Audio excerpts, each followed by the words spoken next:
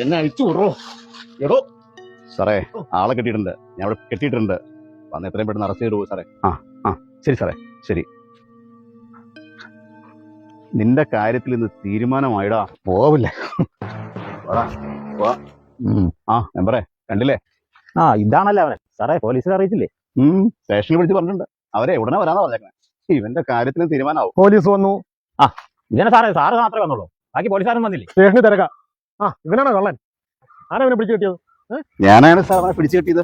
അതിസാഹസികമായിട്ടേ ഞാൻ ഒറ്റയ്ക്കാണ് സാറിനെ പിടിച്ചത്. ഒരുപാട് ഇടിയും ചതയൊന്നും കൊടുത്തിട്ടില്ലല്ലേ? അത് കേസ് അറിയാം കേട്ടോ.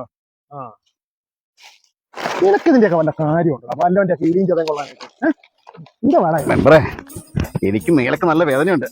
നല്ല ഇടിയാ പറ്റി ഞാൻ കൊടുത്തത്. ഞാനൊരു ജിമ്മല്ലേ. നടക്കടാ, ബാക്കി ഞാൻ അവിടെ കണ്ടത് പോയി അകത്ത് കിടന്ന് നരയിക്കടാ കുറച്ച് ദിവസം.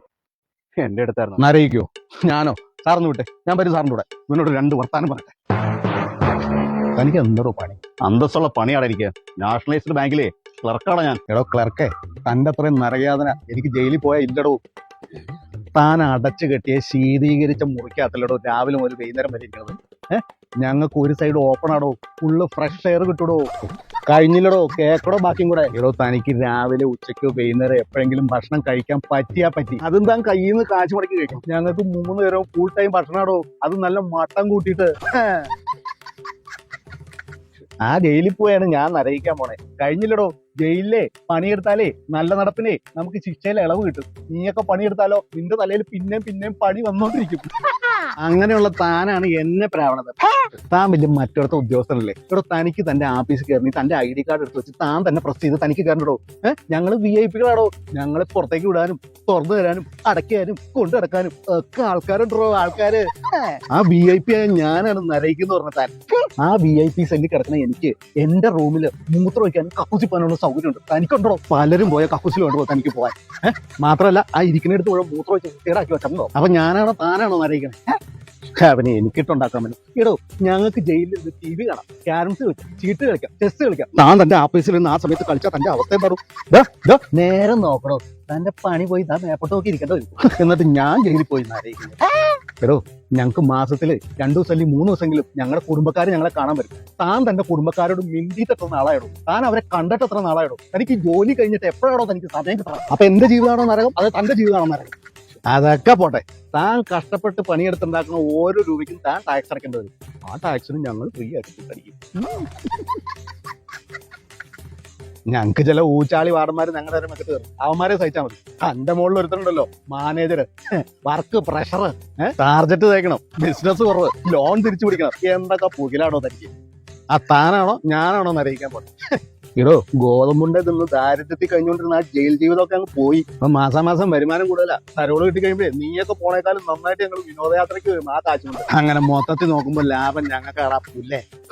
ഭക്ഷണം ഫ്രീ, താമസം ഫ്രീ, ചികിത്സ ഫ്രീ, വിദ്യാഭ്യാസം വേണമെങ്കിൽ ഫ്രീ. ഇതെല്ലാം കഴിഞ്ഞ് തിരിച്ചിറങ്ങി വരുമ്പോ ഒരു കട്ടിങ്ങും ഇല്ലാതെ ഫുള്ള് എനിക്ക് നരകം. പെടാപ്പാട് പറഞ്ഞ നിനക്ക് മെമ്പറിനൊക്കെ എടാ പുല്ലേ, ഞാൻ അറിഞ്ഞോണ്ടാ നിനക്ക് പിടിയൊന്നും, അല്ലാണ്ട് എന്റെ മസിലിന്റെ വില കൊണ്ടൊന്നല്ല. ജയിലിൽ പോയി എനിക്കങ്ങ് സുഖിക്കണം. അവനെന്നെ നരകത്തിലേക്ക് പറഞ്ഞേക്കാൻ കത്തേരി. പോലീസുകാരാ വലിയ താമസമില്ലാതെ ഒഴിച്ചിലും ഒക്കെ തുടങ്ങുമായിരിക്കുമല്ലേ? മതിയടാ, കുറെ നേരമല്ലോ തുടങ്ങിയിട്ട്. അവിടെ ചെന്നിട്ടേ നിനക്ക് ഞാൻ ഒഴിച്ചിൽ ചെയ്തു തരാം. ഒഴിച്ചിലും പിഴിച്ചിലും കൂടെ തരാടാ. അല്ല, മെമ്പർ എന്തായി ആലോചിച്ചിരിക്കണേ? എന്റെ ശമ്പളം വെച്ച് നോക്കുമ്പോ ഞാൻ അവിടെ പോയി കിടക്കുന്ന എനിക്ക് ലാഭം. അവൻ പറയണ കേട്ടിട്ട് ബുദ്ധിയായിട്ട് പാടില്ലെന്നേ.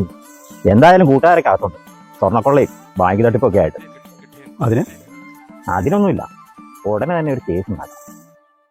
നിന്നെ അങ്ങ് തട്ടിയാലോ?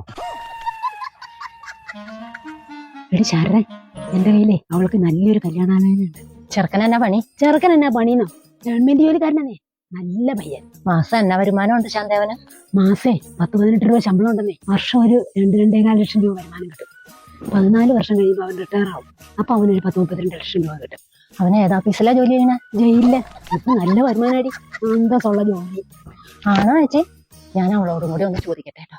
ഒരു പെണ്ണേ, നീ ഇനി വൈറലാവാൻ വേണ്ടിയിട്ട് ബസ്സിൽ കയറി അടുത്തിരിക്കണവന്റെ വീഡിയോ എടുക്കേണ്ട ആവശ്യമില്ല കേട്ടോ. ആ വീഡിയോ എന്ന് വൈറലായി അപ്പൊ കാശ് കിട്ടാനാ? ഇനി അടുത്തിരിക്കണവനെ തട്ടണ വീഡിയോ എടുക്കും. ജയിലിൽ പോയി ലക്ഷങ്ങൾ സമ്പാദിക്കാം. എനിക്കൊരു 10-14 കൊല്ലത്തേക്ക് സൂര്യവും കിട്ടും. എന്റെ സാറേ, എന്റെ പിടിപിടി ഞാൻ വരും. നടക്കടാ, നടക്ക്.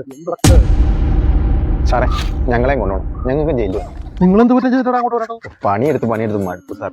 ചെലവെല്ലാം കഴിഞ്ഞ് ബാക്കി വരുന്നൊരു 300 കിട്ടും. അതുകൊണ്ട് എന്നാവാനാ? കൊള്ളാലോടാ. എനിക്ക് നിന്നോടൊരു കാര്യം പറയാം. എന്നാ സാറേ, ഞാൻ സ്കിൽഡ് വർക്കറാ. അതല്ലടാ, നിനക്ക് കഞ്ചാവ് ലുക്കുണ്ട്, അവിടെ സാധനം കിട്ടില്ല. ഇല്ലേ? എന്നാ ഞാൻ വന്നില്ല, നീ ഞങ്ങൾ പൊക്കോ. സാറേ എന്നാ ഞാനും വരട്ടെ, എന്നെ കൂടെ കൊണ്ടു സാറേ.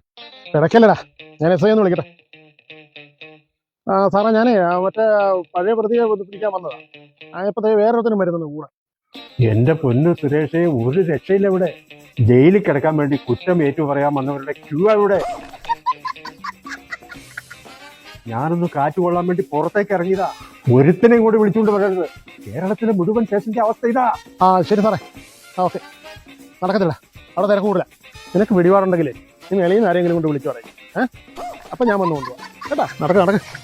പഴയ പോലെ ഒന്നും അല്ല, ഹൈ റെക്കമെൻഡേഷൻ വേണം, ജയിലിൽ കയറണം.